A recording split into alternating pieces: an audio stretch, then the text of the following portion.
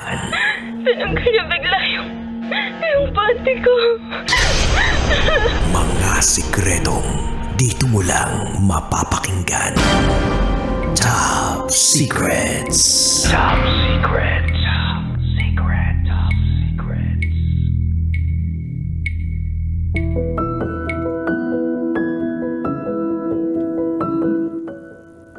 Alam ko, kabisyo, na lahat tayo merong sikretong tinatago. At alam ko na ang bawat isa sa atin ay may baho. Ano kaya itong baho na to? Depende po, no? Kung sukdula ng baho o kung tamang-tama lang yung baho. Yung hindi naman nakakasulasok, diba? We have our first caller on the line at siya nga pong magbabahagi sa atin ng kanyang top secret. Hello! Hello. Hello. Hi, magandang gabi sa iyo. Anong alias mo? Ako po si June. June. Uy, June. Taga saan si June? Taga Cavite po. Taga Cavite si June. Binahaba kayo? Ako, baha talaga naman, lalo nung kahapon. Hanggang saan yung binaha sa inyo? Siguro lampas tuhod. Lampas tuhod. Pinasok ba yung bahay ninyo? Hindi naman, medyo mataas naman sa amin. Pero yung sasakyan, talaga, lubog talaga siya. Lubog talaga yung sasakyan ninyo. Pero ang tanong ko, yung baha ba, umabot sa puso mo? Ay, abot. Abot na abot. Umapaw pa. Ay, umapaw pa. Naku, ano kaya yung bumabaha sa'yo? Bumabaha ba ang sama ng loob? Bumabaha kaya ang kagalakan? Hindi ko alam. Pero eto na ang pagkakataon mo para mag-share ng iyong top secret. So, June mula sa Cavite City, ano ang iyong top secret?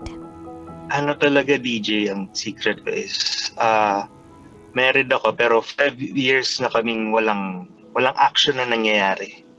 Ilang 5 years? 5 taon po. Married ka for 12 years? Since 2010. 14, wait lang. Mahina ako sa math, sorry. 14. Okay. Married ka for 14 years, pero 5 years wala nang aksyong nagaganap sa inyo ng misis mo? Wala na po, wala. 5 taon na kayong hindi nagsisiping ng misis mo? Opo. 5 na po. 5 taon? 5 taon po. LDR ba kayo ng misis mo? Hindi po. Magkasama po kami. Yun po talaga yung actually yung problem daw is parang lagi niya sinasabi pagod or masama pakiramdam. Ayun po. So pag nagyayaya ka, yun yung mga reasons na sinasabi niya? Ganun po. Every time po na Actually, DJ, lalabas ko na rin yung yung totoong saloobin kasi naghiwalay talaga kami. Oh. Siguro ilang buwan na, mga 3 buwan na kami naghiwalay. Yun ang dahilan. Isa sa dahilan, actually madaming dahilan. Kung bakit kayo naghiwalay talaga? Sino nakipaghiwalay? Ikaw o siya? Sa totoo ako po. Kasi parang nahirapan na ako sa siya, magaling siya mangsakal ng gawain. Parang sakal na sakal ka na bawal ka lumabas kasama mga katrabaho mo. Bawal ka lumabas kasama mga kaibigan mo. Mga ganon. Bawal ka rin pagka may tutulungan ka na kapwa, bawal din yun. Grabe, ang dami naman bawal dyan. Parang student ka lang. Parang gano'n nga po. Parang gano'n. So, to the point na parang sakal ka na. Kaya sumuko na rin ako. Hindi ko na rin kaya. So sa 5 taon na sinasabi mong hindi kayo nagsisiping, never bang nagkaroon ng other party sa relationship? Kasi nakakapagtaka yun kumbaga, wala pa akong asawa, mag-aasawa pa lang ako. Pero I don't think aabot ng 5 taon para hindi nyo gawin ang bagay na masarap gawin, diba? So, bakit? Meron bang iba? Nagkaroon ba talaga ng something? Anong rason kung bakit 5 taon biglang cold na kayo sa isa't isa na hindi na kayo nagiging active? Kasi ang sabi niya, pero hindi ko rin maano kasi polycystic daw siya, kaya ganon, PCOS. Pero at the same time, aminin ko na may mga times na nakita ko siya may mga ka-chat sa video chat, kung may nangyayari mga ganon. Yun, ilan beses siguro nung kami mga 2-3 beses ko siya nahuli na may kausap na iba na yun, nagbi-video chat sila, tapos yun, nangyayari dun sa video chat. So video video call, ganon, video call. Yun, yes. Yun nga yung word. Nakakaloka. May ka-video call yung asawa mo. So meaning, kumbaga, andyan ka na available pero humahanap ka sa iba online. Kumbaga, andun pa rin pala yung excitement. Kaso, yun nga. Pero bakit nung mga panahon na yun hindi mo hiniwalayan or di kayo nag-usap? Anong resolution ninyo dun sa mga nalaman mo na yun? Actually, DJ, lang yun parang yung hiwalayan namin, hindi talaga yun yung pinaka main reason. Parang nung mga times na nahuhuli ko siyang ganun, iniisip ko na lang yung parang ayoko siya mahirapan na, yung may feeling na guilt na makikipag-ayos sa akin. Iniwasan ko yung gano'n kasi ayoko rin siya makita na nahihirapan na yung nahihirapan na bumalik ng loob sa akin. So at that time, every time na mangyayari yun, ginagawa ko, parang sinasabi ko, sige ako na lang palusutin ko na lang to, pagbigyan ko, tiisin ko na lang kung ano nangyari, basta okay siya. So every time gano'n nangyayari hanggang to the point na parang sakal na ako, hindi na ako makapagtrabaho. Pati mga kasama ko sa trabaho, pinagseselosa na rin. So, nung napuno na lang ako mga siguro 3 months ago, sabi ko, ayoko na. Hindi ko na kaya yung ganito. Naghiwalay kami. Mm-hmm. So, even before pa etong 5 years na to na naging cold kayo sa isa't isa, meron ng pagbabawal tong ginagawa ng misis mo sa iyo? Meron na. Kahit nung college pa lang ako. Nung college pa kayo? Pa lang kami. Hindi pa kami mag-asawa. Nung mag-girlfriend, boyfriend pa lang. Ayun, gano'n na siya talaga. Ayaw niyang lumalabas ako sa mga kaibigan. Yun. Pati sa mga trabaho ko. Pero ang hirap kasi na hindi ka makikipagkaibigan pag syempre lalabas ka sa trabaho, parang imposible. Lalo ako lang nagtatrabaho sa amin, siya sa bahay lang, kaya mahirap yung pinagagawa niya talagang gano'n. Oh, okay. So marami siya yung pinagbabawal, ayaw kanyang palabasin, tapos nagagalit siya sa'yo kapag nasusuway mo siya, tapos doon siya nagiging cold sa'yo, tapos doon kayo nag-aaway. Correct po. Yun po. Bawal ako magkaroon ng kaibigan, parang gano'n. Mm-hmm. Meron ka bang nagawa na ikina-trigger nitong misis mo? Hindi ko po masabi kasi talagang kahit kanino talaga ako iharap.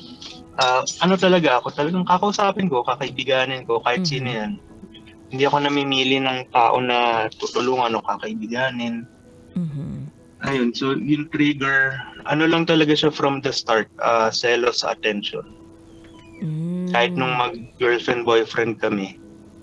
Ayun, ganun talaga siya. So meaning, ikaw kapag tumutulong ka sa iba, parang ikinasasama ng loob niya kasi gusto niya na yung attention sa kanya lang lahat mapunta. Opo, totoo, ganun po.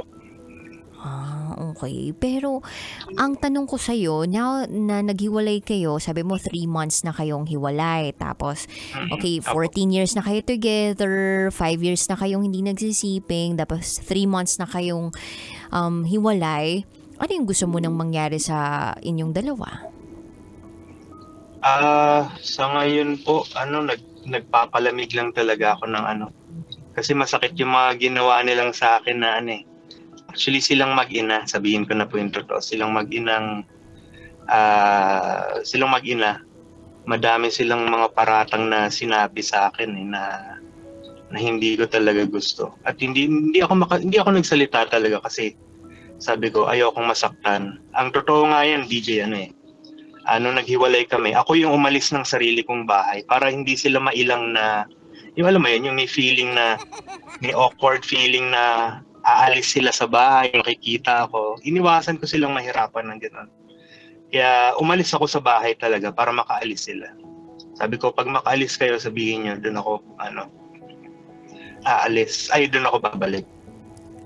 So, ang dami nilang paratang talaga na, na hindi maganda na parang ang sakit. Considering na ako lang yung nagtatrabaho, sasabihan ka na hindi ka napaka-irresponsible mong tao.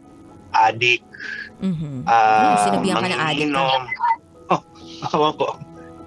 Adik, manginginom.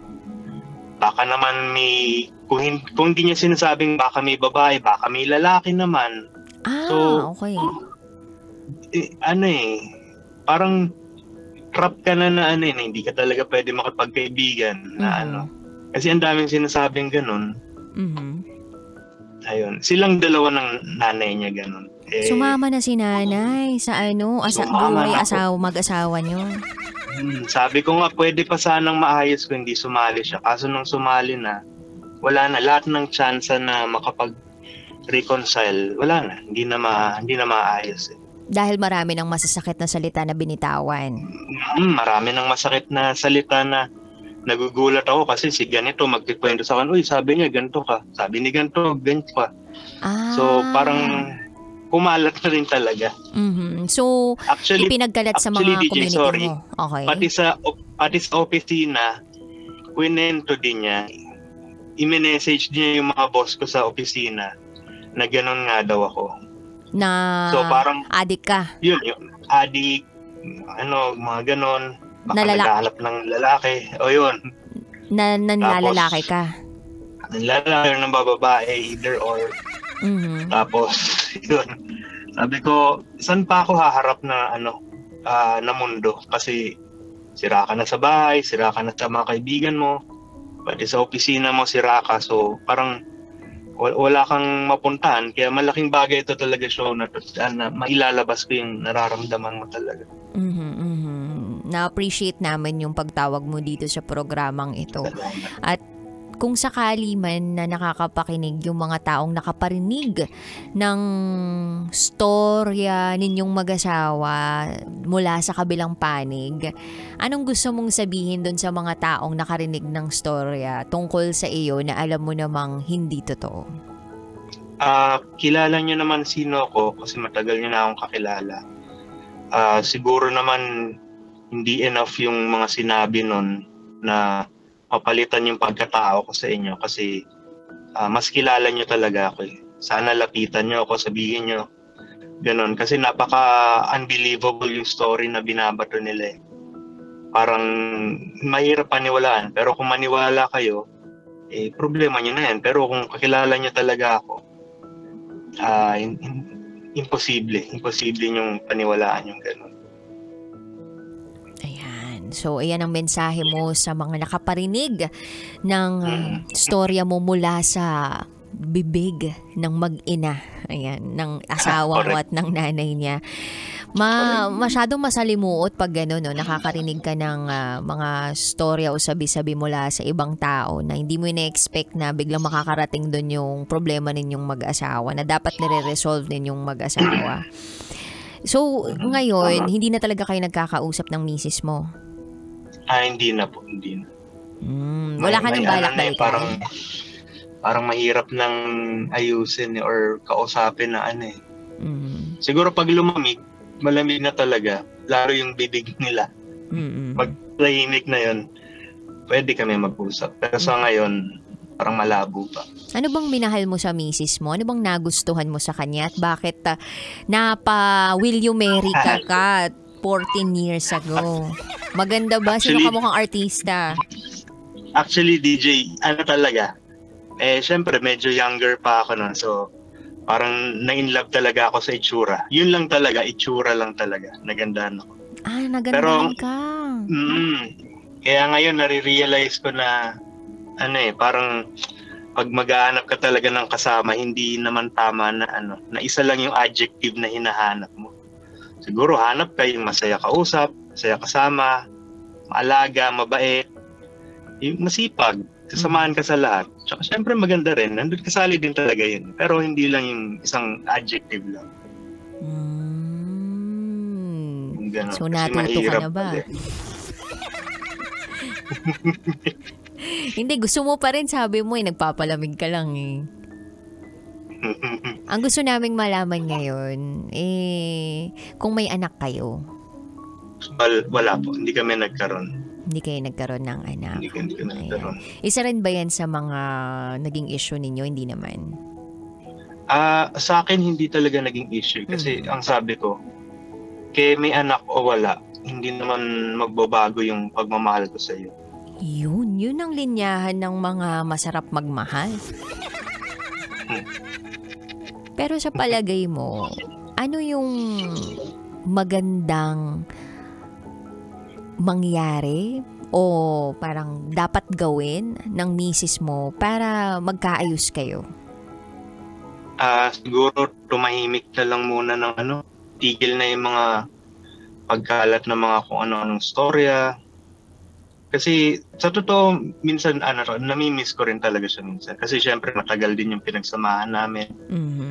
Pero pag naiisip ko yung mga sinasabi at wala pa rin tigil, siguro kung tumahimik sila ng matagal, baka kumalma parehas. Tapos yun, pwede kami mag-usap pag kalmado na. Mahirap mag-usap pag mainit parehas. Alam mo ba yung paraan para matahimik na? Kasi ang isang tao, tumatahimik talaga pag may nakapasak sa bibig. O diba? Hindi mo kasi pinapasakan sa bibig, kaya lagyan muna. Ayaw ba? Nako, mamaya gusto naming marinig yung mensahe mo para sa misis mo at sa nanay niya ha. Sa aming pagbabalik, kaya naman kapit ka lang kabisyon nakikinig ngayon. Huwag po kayong aalis, kapiling niyo pa rin si DJ Rocky Terra para sa programang Top Secrets. Dito lang yan sa 90.7 Love Radio. Kailangan pa bang i-memorize yan? Basic. Kailangan pa bang i-memorize yan? Love Radio Basic!